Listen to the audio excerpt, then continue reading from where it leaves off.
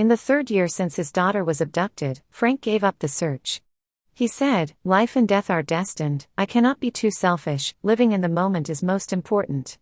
But later, his own beloved also disappeared. Yet, Frank turned gray overnight, searching for his beloved for a whole 50 years. In this new life, I first protected my daughter and then asked for a divorce. Unexpectedly, Frank was also reborn. On the first night he returned, he booked a flight and took his beloved on a trip abroad. It wasn't until half a year later that he remembered his daughter. Frank, holding a doll he bought at the airport, wanted to pick up his daughter from school.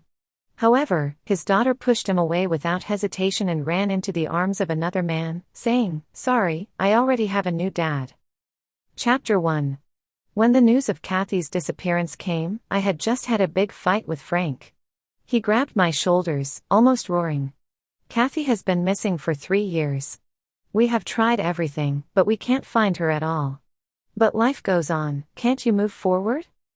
I extended my hand and slapped him hard, feeling extremely cold. "But we are Kathy's parents. If we don't look for her, she may never come back. Kathy is our daughter, Frank's and mine. When she was 5, the nanny took her to sunbathe in the neighborhood. In the blink of an eye, the child was gone. The nanny, frightened, did not report to the police immediately, missing the best opportunity to save Kathy. We tried countless ways, but there was still no trace of Kathy, as if she had vanished into thin air. This year marks the 3rd year of her disappearance. Suddenly, Frank told me he didn't want to continue searching. He hoped I would give up and move on, live in the present, and that our child could have a future. His indifference and decisiveness made me feel like a stranger, cold-hearted. Kathy is my flesh and blood. Having to forcibly tear away a piece of flesh is too painful, I cannot give up. Hence, we had the most intense arguments since we got married. I used to like him a bit more and was somewhat willing to compromise. Taking into account Kathy, I could never yield. Everything in the house was thrown around. Hysterical screaming almost exhausted all my strength. He just watched like it was a clown show, coldly observing. "Sharon, you are too selfish. Must you disturb the peace of the household for a child who can't be found?" From his initial guilt, he gradually became impatient. After leaving those words, he went into the room and locked the door. The noisy living room suddenly fell silent. I sat on the sofa in the living room, looking at my daughter's photo on my phone, unable to stop the tears. But the next moment, someone in the high school class group suddenly sent a message. "Say, Kathy is missing." That smart and beautiful girl, who had just transferred to our class in high school, attracted the attention of many boys, including Frank. I had just seen this message and hadn't had time to think much. But the closed door suddenly opened in an instant. Frank looked panicked, constantly making phone calls, but couldn't get through. Muttering to himself, "Kathy, please be safe." Frank had always been calm. Even when Gil went missing, he remained calm and collected, never looking as panicked as he did now, with trembling hands. To Frank, Kathy was like a goddess in his heart. In the past, I didn't think much of it. Frank was the man I had liked since I was young. Our families were well matched, and we had known each other since childhood. I liked him, I had liked him since I was young. But he was indifferent, so in high school, his indifference towards Kathy made me give up. But later, when Kathy chose to study abroad, she voluntarily gave up on him. Their budding relationship came to an end. Frank was despondent for a long time before gradually emerging from the shadows, never mentioning Kathy. I remained by his side as always, year after year. Fortunately, I finally waited for him to confess his feelings to me. We became a couple, got married, had a child named Gil. I truly cherished this relationship. But now, it seems like I am a big joke. I thought Frank was only distraught because of that high school crush, which is why he reacted so strongly upon learning of Kathy's disappearance. But I didn't expect that after confirming Kathy's disappearance, he would be so overwhelmed with grief that he turned gray overnight. When Gil went missing, he managed to stay calm, showing no signs of distress. It turns out, children born to women they don't love can also be disliked. In the end, Frank decided to help search for the missing Kathy. I asked him, "What about our daughter?" "Our daughter, who had been abducted by human traffickers for a whole 3 years, what about her?" Frank avoided my gaze, saying, "We searched for Gil for 3 years, that's long enough. But Kathy is different, she just went missing, maybe if we try hard, we can find her.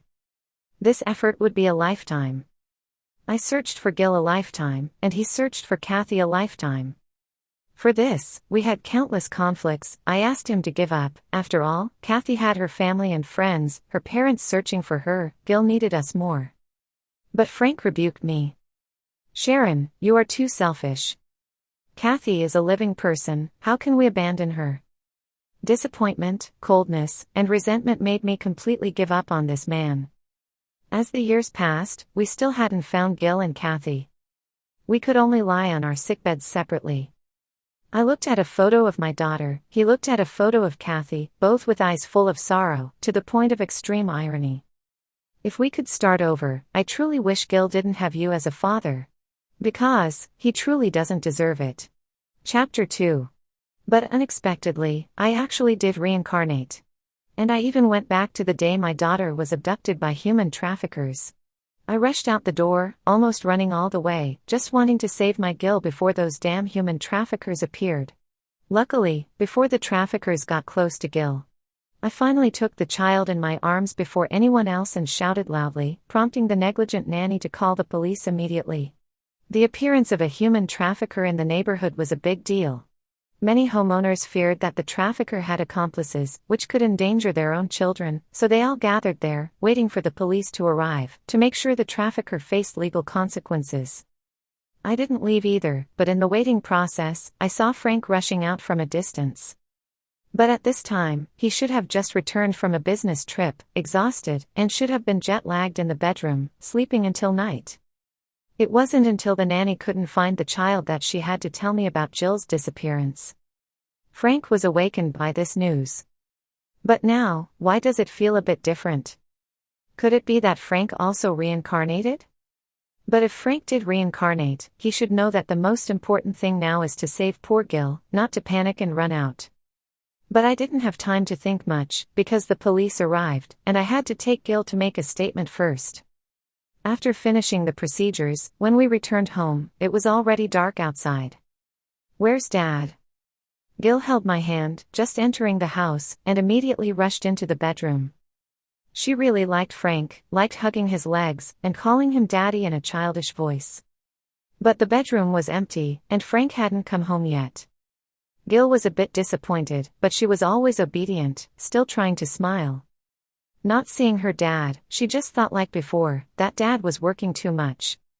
"I haven't finished reading my book yet, Dad will be angry if he knows Gil isn't reading." She ran happily to the living room, found a spot, and sat down, earnestly reading her storybook. The regrets from my past life made me unable to bear to leave Gil for a moment now. I sat with her in the living room, she turned her head to me with a smile, then kissed my face, saying, "Mom, don't be sad, Dad will be back from work soon, Gil and Mom will wait together." Perhaps it was because of memories from my past life. This man I once deeply loved, whom I resented for half a lifetime, now that I've been reborn, even if everything returns to normal, I don't want to suffer for myself and my daughter anymore. Divorce is inevitable. Frank's phone was completely unreachable, always turned off, as if he had evaporated from this world. For a whole day and night, I couldn't get in touch with Frank. Did bad people take Daddy away? Gil, though young, seemed more mature than kids her age, always perceptive of my emotions. She tugged at my skirt with her small hands, looking a bit sad. I quickly bent down to hug her, soothingly saying, "No, maybe Daddy got caught up in something important. But the day after tomorrow is Jill's birthday, and Daddy will definitely come back." "Really?" Her big, round eyes were full of hope. Chapter 3. But in reality, he went to find Kathy. In the evening, I read bedtime stories to Gil as she fell asleep in my arms. I picked up my phone and opened the social media feed, where I saw Kathy's latest post. A picture, a line of text. Picture, a pair of hands wrapped around her waist, looking very intimate. Text, "After going round and round, I finally got your confession." There was a scar on the index finger of that right hand, which was oddly similar to Frank's. In the comments section, everyone was wishing Kathy and that unidentified man a happy life together. I glanced at the IP address below this social media post. It was from an island abroad. That place was always known as a lover's paradise. Back when Frank and I were newly in love, he mentioned taking me to that place for a vacation and showing off our love. But his work was too demanding, so we had to wait. That wait continued until we got married, and then until we had a child. Years went by, but it was all in vain. Now, Frank abandoned everything just to make up for that lost love, taking his goddess on a trip abroad, feeling content. I looked down at the photo, feeling no ripples in my heart. Perhaps I was too disappointed in my past life. I had felt pain, cried, and fought. After all the hysteria, all that remained when we locked eyes was disappointment and resentment. I clicked on the picture, zoomed in, and saved it. Since I had already decided to divorce, I would definitely fight for Jill's custody. And all the evidence that could prove his infidelity. I would keep backups, so that during the divorce, I could secure my best interests. Chapter 4. I consulted a lawyer to draft the divorce agreement. But Frank is currently abroad, intentionally cutting off all means of contact. I can't immediately deliver the divorce agreement to him. I can only wait and then tell my parents about this matter. As I expected, as soon as I mentioned wanting to divorce Frank, my parents strongly opposed it. I didn't hide anything and directly told them about Frank's infidelity. My mom looked at the photo, remained silent for a long time. Finally, she looked up at me, her eyes holding some indiscernible meaning. "Sharon, sometimes, turn a blind eye to certain things, and days will pass. Not to mention, you two now have a daughter. For the sake of the child, don't be too selfish, okay?" My biological mom, asking me to tolerate my husband's infidelity, for the sake of the child. Although I had long understood that my parents were equally cold-hearted, prioritizing work and family interests. But I never imagined that even in this situation, my happiness would not outweigh the benefits brought by that ridiculous marriage. No, Mom. If I choose to turn a blind eye, that would be true selfishness and irresponsibility. My life is not Jill's life. I can take care of her well on my own. At least, with or without Frank, those few years ahead would not make much difference. I do feel sorry for Gil because I cannot give her a complete family. But the one who caused all of this wasn't me. So why should I swallow alone the bitter fruit that Frank planted? My dad got tough, slapped me, and said that even if I divorced, he would never let me come back home. After the divorce, I would truly become a Sharon without a family. I couldn't hold back, tears fell from my eyes. It's okay, let's just say. Our father-daughter relationship has come to an end. In any case, divorce was inevitable. I left with Gil, not returning home right away. While driving, emotions overwhelmed me. I found a secluded place to park the car, and in front of my daughter, I cried helplessly. Gil was very well behaved. She unfastened her child's seat on her own, then climbed to the front passenger seat, not saying a word, just gently patting my back, and when I looked up, she handed me 2 tissues to wipe my tears. "Mom, don't be sad. Gil is here, Gil will always be here." Her voice was still sweet and childish. I looked at her and asked, "If Mommy and Daddy were to separate, and you had to stay with Mommy, would you be willing?" Gil didn't answer immediately but tilted her head, as if pondering. After a while, she asked me back, "If you leave Daddy, will Mommy be happy? Can tears stop falling then?" I didn't know how to answer her question. With a slightly teary voice, I just nodded. Gil immediately smiled, reached out her short hand, mimicking how I used to hold her before, and hugged me. Gil wants Mommy to be happy, doesn't want Mommy to cry. Daddy is bad, I don't want him either. Completely unable to hold back, I just hugged Gil and cried. At first, the little girl was smiling, then suddenly pouted, seeming greatly wronged, and threw herself into my arms, crying.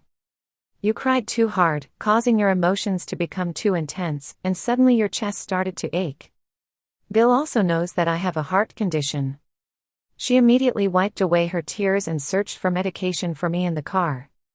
But the pain in my chest was too much, to the point where the surroundings started to blur, and I almost fainted. Just before completely losing consciousness, I vaguely saw Gil panicking, picking up my phone, mimicking me, and trying to call Frank. But the phone remained unanswered. Chapter 5. When I woke up, I found myself lying on a hospital bed. I just stared blankly for 2 seconds. I quickly got up from the bed and looked around. Where's Gil? Suddenly, I fainted. I was very worried that something might have happened to Gil, as I truly couldn't bear the pain of losing her a second time. Perhaps hearing my voice, Gil, who was sitting on the sofa, set aside her picture book and ran to the bedside. I hugged her immediately, and Gil sat beside the bed, her eyes still holding a hint of tears. "Mom, you're finally awake." Her voice was still teary, but she was smiling, leaning gently against me, not saying another word, just quietly looking at me. I asked her, "Gil, who brought Mom to the hospital?" Gil counted on her fingers, as if trying to remember. It was a very handsome uncle. As she finished speaking, someone happened to push open the ward door. The person spoke, "Awake."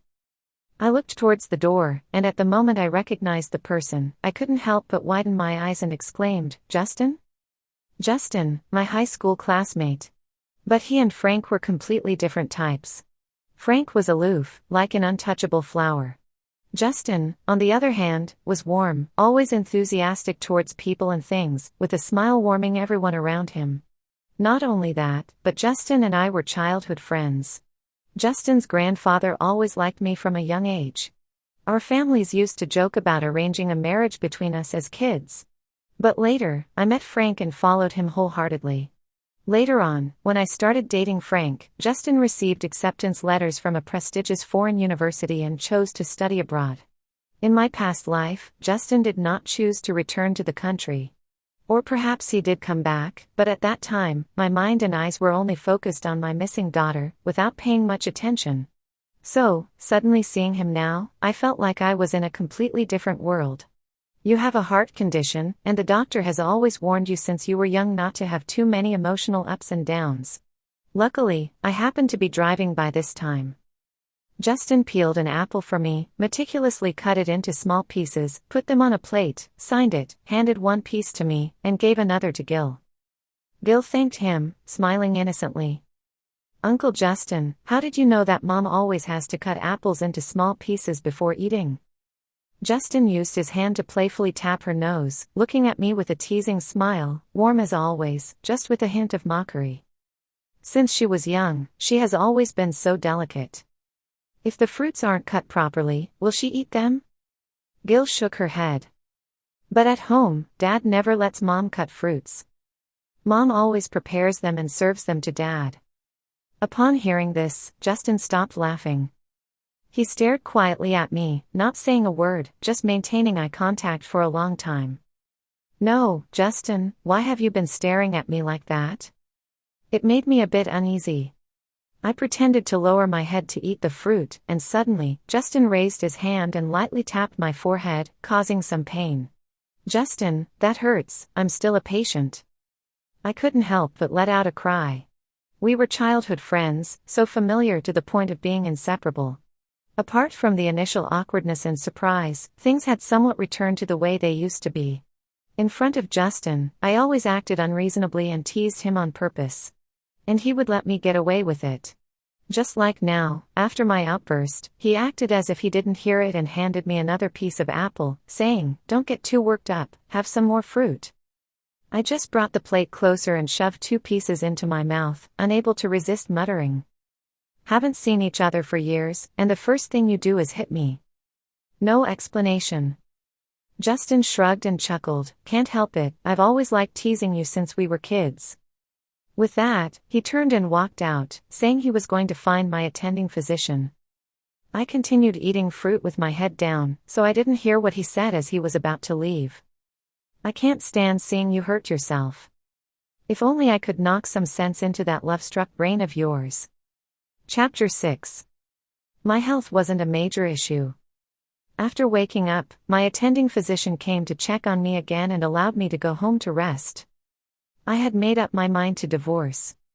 The marital home I was currently living in belonged to Frank, and I didn't want to continue living there.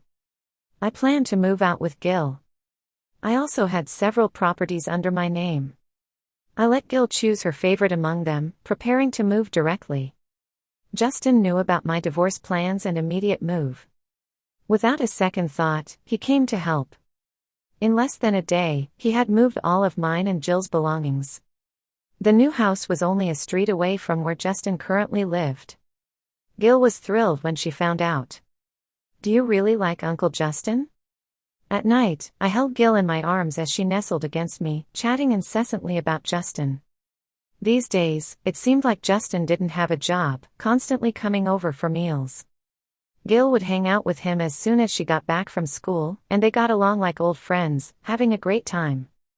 They even made plans to go out together on weekends, without even mentioning me. Well, I felt quite superfluous. Gil sensed that I was feeling a bit sad, so she quickly hugged my neck and took a couple of bites, saying, "Uncle Justin is very nice. He is willing to play with me and is very patient. Unlike Dad, who always says he's busy, always busy. He didn't even come on my birthday yesterday. It was Uncle Justin who was with me and even gave me the birthday gift I wanted the most. If Uncle Justin was my dad, that would be great." By the end of her words, there was a hint of sadness in Jill's eyes. A child's world is simple. She may not be very smart, but she can keenly perceive Frank's distance. In contrast, Justin has given her a father's love that she never experienced. I felt even more sorry for my daughter and held her tightly in my arms. Frank truly doesn't deserve to be a father. Chapter 7. In the afternoon, when Gil came back from school, she seemed a bit upset. I asked her, but she didn't respond much. It wasn't until dinner time that she reluctantly spoke up. The kindergarten is going to have a parent-child activity, and dads have to participate in several of the activities. "But, my dad." I sighed and said, "It's okay, Mom can go too." Gil shook her head, still not very happy. She lowered her head, looking at the rice in her bowl, lost in thought when the doorbell suddenly rang. Without even guessing, I knew it was someone coming over for a meal. My previously dejected daughter suddenly lifted her head. "Uncle Justin is here." After saying that, she immediately got off her chair and went to open the door for Justin. "Gil looks even cuter today." Justin walked over to the dining table, holding Gil in his arms, and the two of them looked like a father and daughter who were very close. I felt a bit sour and resentful as I stared at Justin. "I went through so much trouble to give birth to a precious daughter, and she's closer to you than me, almost like you're her real father." The smile on Justin's face grew brighter, and he directly followed up on my words. "Well, it's not impossible. Let's say I'm her real father. I promise to raise this precious daughter well." I quickly snatched the child from his arms. "Think again, this is my precious daughter." Gil reached out and squeezed my hand, looking like a little adult. "Don't argue, one is Dad, one is Mom, Gil likes both of you." Indeed, a few days ago, she had already recognized them as her godfather and precious daughter. These two were in perfect harmony, calling each other godfather and precious daughter. Gil looked at Justin, blinked, and suddenly said, "Mom, since they're both dads, can Uncle Justin be my dad and accompany me to the parent-child activity?" I looked at Justin, and he was looking at me, as if asking for my opinion. After hesitating for a moment, I shook my head and refused. This might not be a good idea. "But other classmates' dads will be there, only my dad. He hasn't called me in a long time. Why can't Uncle Justin be my dad?" "Mom, I don't want to be laughed at by other classmates for not being liked by my dad." As my daughter spoke, she became more and more aggrieved, even shedding tears, which made me feel very sorry for her. Justin quickly chimed in. "Gil is now my precious daughter. That thing Frank is currently enjoying himself abroad, so why not let me attend? Do you want Gil to be laughed at by other kids?" I am naturally unwilling. So, on Monday's parent-child activity, Justin took on the role of dad and went to the kindergarten with me. The games were all very simple. There were challenges testing the coordination between father and daughter, as well as the understanding between parents. For example, what is Mom's favorite color? Justin, purple. What is Mom's favorite fruit to eat? Justin, apple. What does Mom hate the most? Justin, she hates it most when people deceive her. With a series of questions, Justin gave correct answers in the shortest time, making me unable to resist giving him a thumbs up. The host was played by a kindergarten teacher, holding a script in her hand. She smiled at the children, then lifted the atmosphere and asked the last question about Mom. So, who is Dad's favorite person? Many parents answered their child's name. I also wrote down Jill's name. After all, for this type of question, only the child's name could be written. But the answer Justin gave was, you. Me. For a moment, I didn't react, and I couldn't help but point at myself. The host smiled and said, it seems that the parents of Gil have a good relationship. Among all the dads present, you are the only one who gave a different answer. For some reason, my heart suddenly started beating a bit faster. Even after this segment ended, my heartbeat had not returned to normal. Justin held Jill's hand and walked over to me. What's wrong, feeling uncomfortable in your heart again? His voice was as gentle as ever, with genuine concern and inquiry in his eyes. I shook my head. Justin, why didn't you write Gil as the answer? Justin's smile faltered slightly, then he said, as Jill's father, of course, I like Jill's mom the most. So, liking you, I don't see any problem with that answer. There was definitely a problem, a big problem. My heart was beating even faster. Chapter 8. The next 2 months. I suspect that Justin completely treats my home as his own. Although we were close when we were young, and we did spend a lot of time together. But now that we are all grown up, I'm already married and have a child, we should be cautious. However, Justin remains unfazed, earnestly arguing back at me. Haven't you already prepared the divorce agreement? Are you just playing hard to get and wanting to go back on your decision? If that's the case, I will really look down on you. Sharon, when someone is not suitable, you should let go. No, I just simply feel the need to be cautious. He didn't say he would hesitate again. But after Justin finished speaking, he inexplicably got angry, took Gil to her room, and completely ignored me. It wasn't until dinner that I reassured myself multiple times that I absolutely wouldn't hesitate. Only then did he breathe a sigh of relief. Good, there's still hope. Listening to him, I forced a smile. Justin, do I have no dignity? Gil sat between us, chin resting on her little hand, smiling happily as she looked at both of us, her eyes full of happiness. If time could freeze at this moment, I would have a feeling, as if this was the happiness I had once yearned for. Unfortunately, I still had to return to reality. The 3rd month, Frank and Kathy's trip finally ended, and they chose to return home. Just after returning, Frank finally remembered his poor daughter from the previous life. So, as soon as he returned to the country, he came to the kindergarten gate to pick up Gil after school. We bumped into each other at the kindergarten gate. Frank was still holding a doll that Gil disliked the most in his arms. When he saw me, his expression was somewhat guilty and unnatural. Sharon, I had some business matters to attend to at the company, so I had to leave the country in a hurry and forgot to tell you. I casually responded. Clearly, he went on a trip with his mistress, yet he insisted it was for work. Not a single truth came out of his mouth, which only made me look down on him even more. But it didn't matter. Once he signed the divorce agreement, he could do whatever he pleased. Perhaps sensing my coldness, or maybe genuinely feeling guilty, he suddenly became anxious, trying to explain something to me. I didn't want to listen, and I interrupted him directly. It's time, Gil will be coming out soon. Frank finally closed his mouth, holding the ugly doll in his arms, welcoming his daughter coming out from school. At first, Gil was excited, but the moment she saw Frank, the smile on her face immediately disappeared, and her running steps turned into slow walking. Gil, look at what Daddy brought you. Gil was always closely connected to him by blood.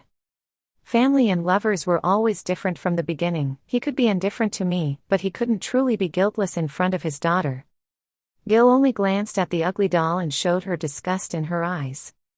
Previously, even if Frank often gave her toys she didn't like, for the sake of that pitiful fatherly love, Gil would always reluctantly accept and then say she liked it. But during this time, she spent all day with Justin. Justin was never one to compromise himself, his likes and dislikes always very clear. He never stooped to please others at his own expense. So, if he didn't like something, he would loudly say so. Now, Gil no longer cared about Frank's face, pretending to be happy. Instead, she acted as if she hadn't seen anything, walking straight to my side. Mom, are you the one picking me up from school today? There was a hint of expectation in her eyes. Justin promised her yesterday that he would come pick her up from school today, together with me. But in the afternoon, there was a sudden call from Justin's home, sounding urgent. Justin hurried back home, only saying he would return as soon as possible without specifying the exact time. I was just thinking about how to explain this to her when Frank came over holding a doll. "Gil, why are you ignoring Daddy? This doll was specially bought for you by Daddy, do you like it?" When Frank handed over the doll, a small receipt accidentally fell. I glanced down and saw that the purchase location was the airport. Clearly, Frank only remembered he had a daughter after returning to the country. Quite ridiculous. Gil was young and didn't know many words, so she didn't understand what buying something from the airport meant. But she wasn't stupid. She could still sense the importance and perfunctory nature of things. Gil looked at Frank in front of her, pursed her lips without speaking for a while.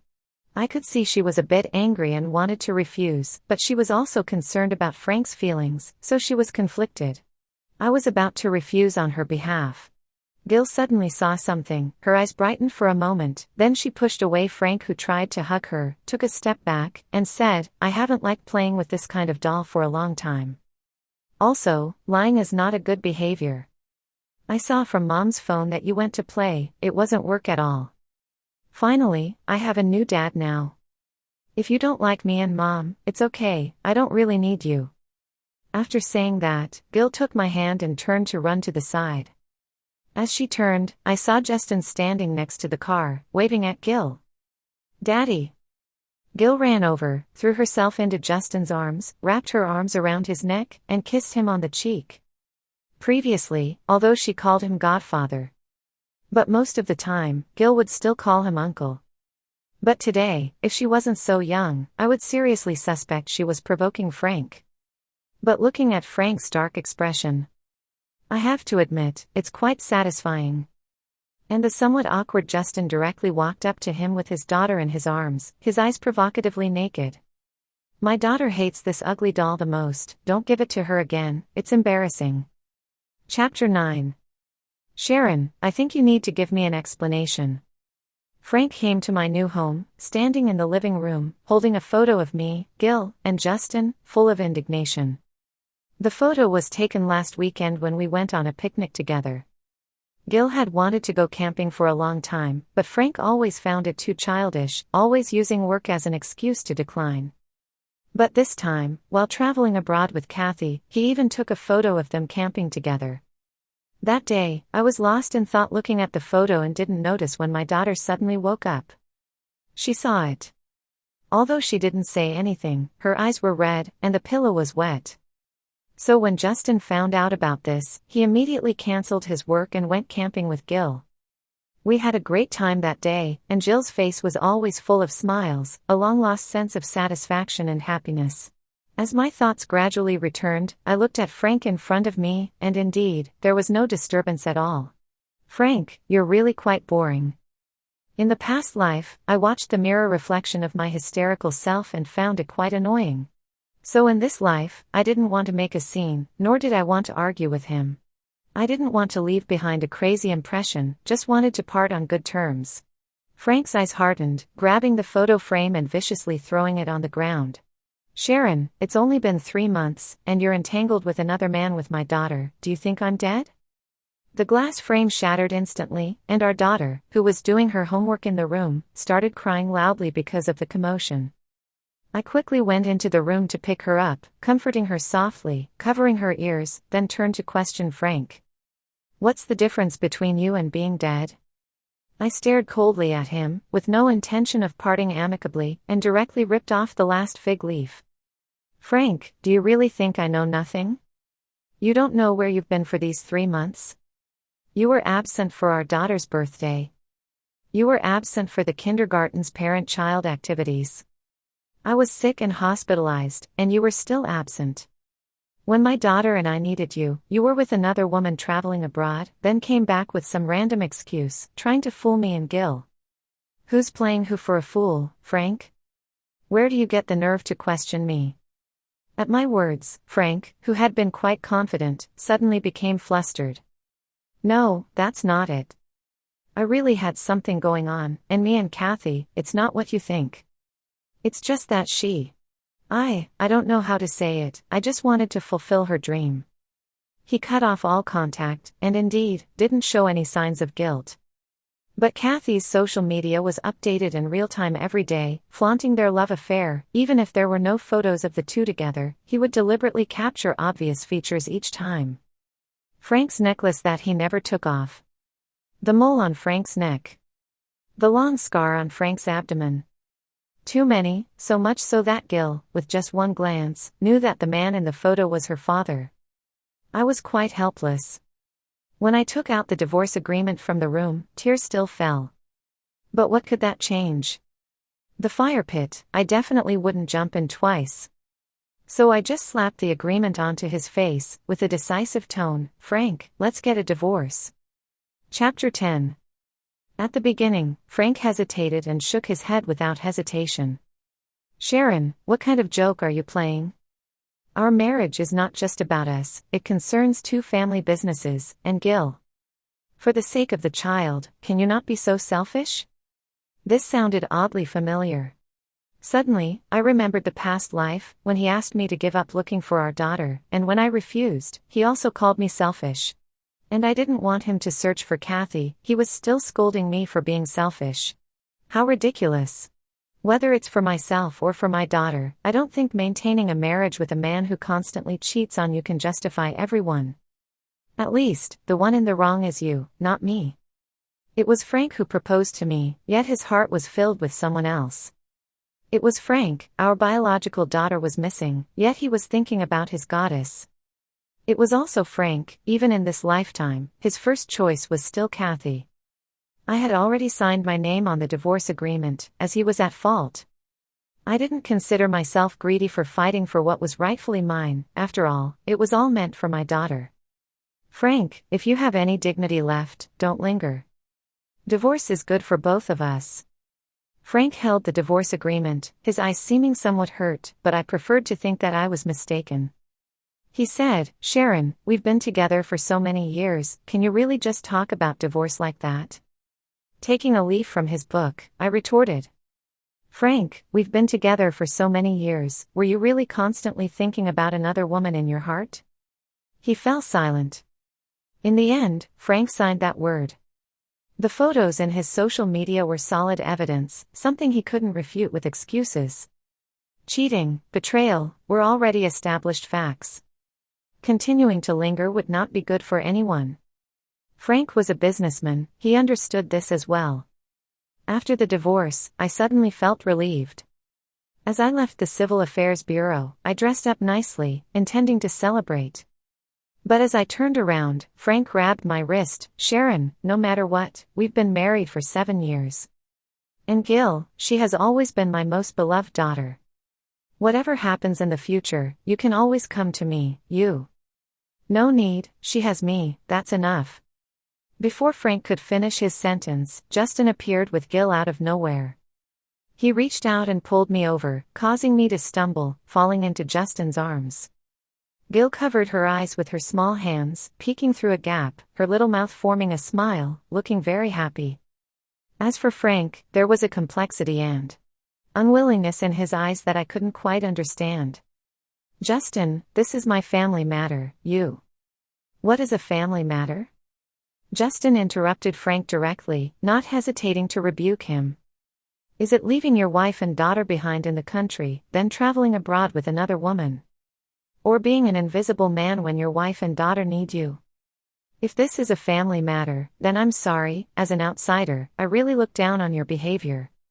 With that, Justin punched him directly in the face. Chapter 11. "Justin, are you crazy? Why are you hitting people?" I scolded him while tending to his injuries. At the entrance of the Civil Affairs Bureau, when that punch landed, Frank was momentarily stunned, then he raised his fist and began to fight back. Both of them had been learning boxing since they were young, every blow was forceful. I held my daughter, unable to intervene. I could only watch as the two of them fought, exchanging blows until both were covered in blood, staining their clothes red. When the staff at the Civil Affairs Bureau noticed, they hurriedly sent people out to break up the fight, but ended up getting accidentally injured themselves. In the end, they were both taken to the police station. I had no choice but to quickly bail Justin out. As for Frank, since we were already divorced, anything related to him in the future had nothing to do with me. There was no need for me to intervene in matters of bail. I couldn't stand by watching him bully you. Justin's face was bruised, his eye socket took a hit, showing a severe bruise. His lips were bruised, his cheek was scraped, looking quite miserable. But Frank was in a worse condition, covered in blood. Even if you couldn't stand by, there was no need to resort to violence. Do you still feel sorry for him? Justin's eyes momentarily dimmed. While applying medicine for him, I suddenly used more force, causing him to yelp in pain before I spoke. I just feel that it's not worth dirtying my hands for someone like him. Justin returned to his previous smile, shaking his head gently. No, for you, I think it's worth it. With a snap, the cotton swab in my hand fell to the ground. Just like before, my heart inexplicably started racing, making those words sound somewhat. I couldn't tell if it was just my imagination. So, I didn't respond further, just bowed my head to tend to the wounds on his face. The air suddenly fell silent. It felt eerie. In the end, it was Justin who couldn't hold back first, grabbing my hand, forcing me to look at him directly, his eyes filled with seriousness. He asked, "Sharon, you understand what I mean, right?" Did I understand? Perhaps, just a little bit. But Justin, I've been married and divorced, spent almost 10 years proving that I was blind and loved the wrong person. I have a daughter, who is the most important person in this life. I will never separate from her, nor let her suffer. So, do you understand what I mean? There aren't many fair things in this world. A divorced woman with a child, standing next to a successful, handsome man, everyone will say they are not a good match. And I will never let my daughter suffer. I thought my words would make Justin back off, but he became even more serious. Married and then what? It was Frank's fault, he betrayed you, you never betrayed him. And Gil, she's adorable, she calls me dad, she's your daughter, and she will be my most beloved daughter. No one will ever make her suffer in front of me, I promise. So, do you understand what I mean? Chapter 12. Whether I understood or not, I wasn't sure. All I knew was that in the end, I fled in confusion, and the matter ended without a resolution. Justin said it too suddenly, and I was completely unprepared, so I couldn't give an immediate response. He knew that, so he didn't come to find me for the next week. He gave me time to think. As for Frank, after our divorce, he officially announced his relationship with Kathy. The two of them openly displayed their affection on social media. Kathy, who previously pretended to casually post those photos, now directly sent me various photos and warnings. Frank is now my boyfriend. Even though you have a daughter together, please be mindful of your boundaries and don't be a homewrecker. It was amusing. I replied directly, so you also know that being a homewrecker is a shameless act. She was infuriated by my response and chose to block me. That was fine by me. In the following months, I didn't deliberately keep tabs on Frank's situation, just focused on living my own life. When meeting friends, they would sometimes mention them. Initially, they sympathized with me, saying they were intentionally showing off their affection just to taunt me. Later, they mentioned that they started arguing over trivial matters, fighting endlessly. But I paid no attention to all of this. Because my heart was in turmoil, still unable to respond. Justin had to travel abroad for a few months due to sudden matters in the overseas branch. But I suspected he was deliberately avoiding me. For this reason, Gil lost her appetite for a while. After school, she would call Justin and tell him all the fun things that happened at kindergarten. Justin always listened attentively, never brushing her off. And so, 3 more months passed. Justin returned to the country with a box full of toys, all of which Gil liked. Upon seeing me, without even a word of greeting, he went straight to the point. "Sharon, I gave you 3 months to think about it. Can you give me an answer now?" I kept my head down, hesitating to respond. Because I truly didn't know how to respond to Justin's feelings. After all, I had just walked out of a failed marriage, and I didn't know if what awaited me next would be clear skies or another abyss. I was scared, truly scared. Chapter 13. But I didn't hesitate for too long. I took Gil shopping for clothes, and she took out her New Year's money, saying she wanted to pick out a gift for Justin. She held on to Justin and refused to let go. In the end, the three of us went shopping together. Coincidentally, I saw Frank at the mall, with Kathy by his side. They were in a children's clothing store, and Frank was holding a beautiful little dress that seemed to be for Gil. Kathy's expression was grim. She snatched the dress from Frank's hand and viciously threw it to the ground. Even though they were in a different store, I could still hear their conversation clearly. "Frank, get this straight, you and Sharon are already divorced. The child belongs to her, you don't need to come out every time we go shopping and buy clothes for Gil." Kathy was very angry, her once beautiful face now twisted. The once inseparable couple now argued fiercely, with enough ferocity. And Frank, unlike the concessions and tolerance I imagined, the deep affection I once saw in his eyes gradually faded away, replaced by impatience, and then he started to retort. "So what if we're divorced? Gil is still my daughter. If it wasn't for being with you, how could I let Gil grow up without a father? Buying her some clothes now is just to make it up to her, don't be so selfish." "Me, selfish?" Kathy pointed at herself, suddenly bursting into laughter. "Frank, who's the selfish one here? I was ready to give up on you, but you still went abroad without a care, then came back to confess your love, saying I'm the woman you love the most in this lifetime. That's what moved me, even if it meant being labeled as a homewrecker. Finally, when you got divorced, now you're fixated on Sharon and Gil, looking at their photos every night behind my back. What have you turned me into?" Her voice was too loud. Not just me, everyone in the mall couldn't help but look up, their eyes filled with gossip. Frank always cared about his reputation.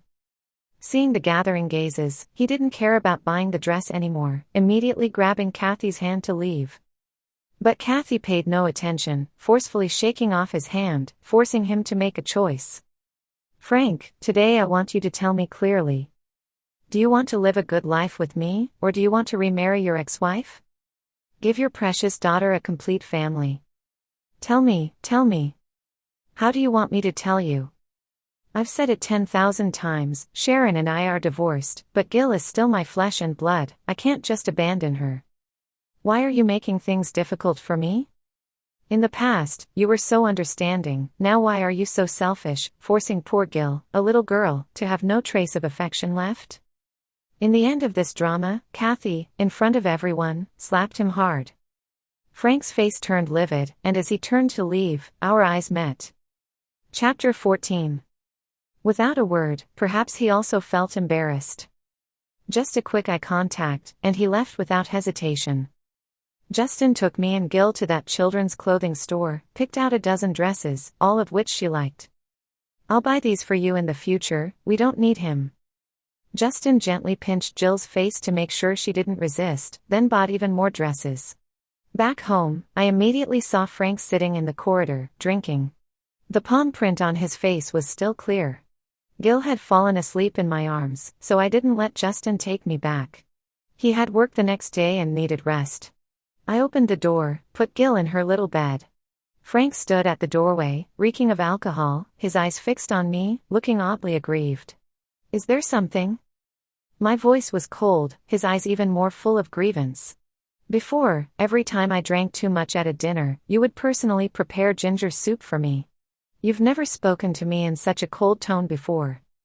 He spoke, feeling a bit sad and somewhat aggrieved. "But the fact proves that you only know how to trample on my kindness, don't you?"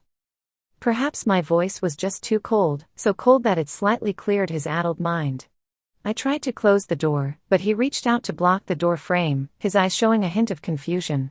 "Sharon, if I hadn't agreed to the divorce back then, would we still be like before, a happy family? There are no ifs in this world. If you were still you, there would never be a different outcome. Like a dog that can never change its habits, Frank, too, can never suppress that restless heart. What he can't have will always stir him up. In his past life, he could pursue Kathy for 50 years, and in this life, due to my resolute decision to divorce, he revealed regret. But no matter what, it just makes me feel disgusted. He has a bad heart, wanting everything but only ending up with nothing. Chapter 15. That night, Gil suddenly developed a high fever, burning up all over her body. She even started convulsing. I hurriedly held her, wanting to drive to the hospital, but at the entrance of the neighborhood, I saw Justin. He was sitting next to the flower bed at the entrance, lost in thought. He also noticed me, and Gil, who had already passed out. I was too nervous, my hands trembling so much that I couldn't drive properly. "It's okay, Sharon. It's normal for children to have a fever. I'll take her to the hospital now, don't worry, don't cry, Gil will be fine." Justin comforted me while quickly driving towards the hospital.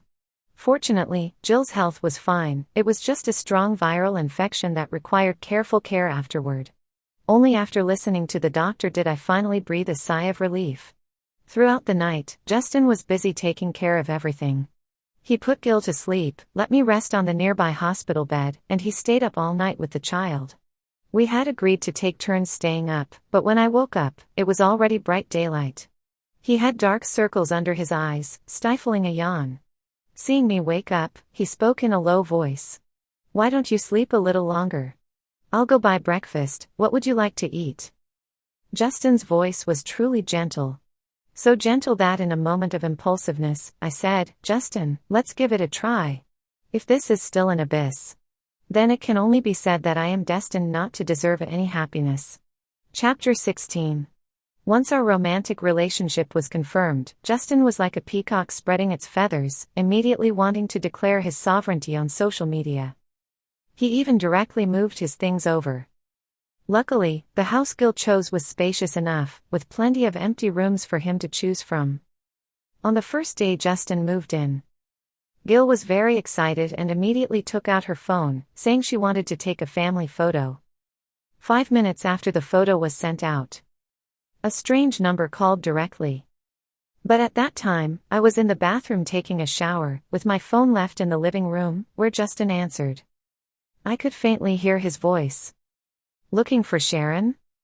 She's taking a shower, she's too tired, call her again tomorrow." "Yes, quite tired. Gil, this child, is full of energy, pulling me around all day. My bones almost fell apart." After showering, Justin handed me the phone, his face sour. He called. "Oh, Frank." There was no need to call back, so I just threw the phone on the couch and then turned to the room to blow dry my hair. Half an hour later, the takeout I ordered arrived at the door. As I went out to get the takeout, my wrist was grabbed. "Sharon, are you with Justin now?" Frank started questioning as soon as he opened his mouth. I forcefully shook off his hand. "Who I am with, what does it have to do with you?" But he frowned, full of incomprehension. "It hasn't been half a year since our divorce, how can you be with someone else now? You clearly liked me so much before, clearly said you wouldn't marry anyone else but me. We even had Gil, and you can just fall in love with someone else?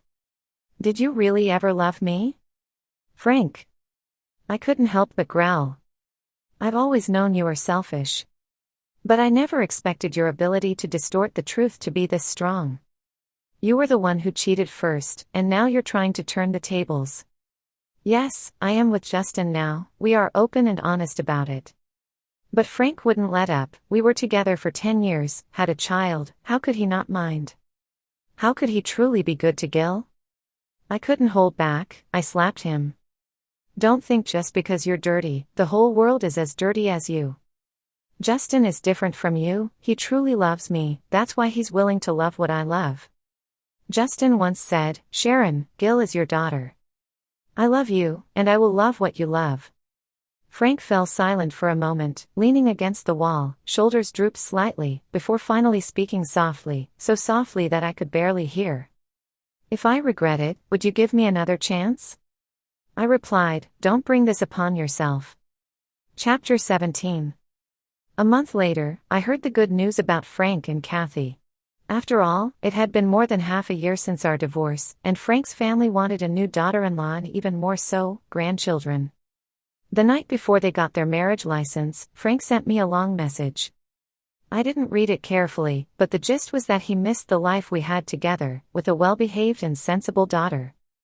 If I was willing, he would remarry me and take care of Gil together. I didn't reply, feeling it was unnecessary. But they got married, and then divorced, in less than a month. Kathy has always been a sensitive person, amplifying emotions over trivial matters. Not to mention Frank, who is now overwhelmed with guilt, always trying to find opportunities to see Gil, leading to inevitable arguments between the two.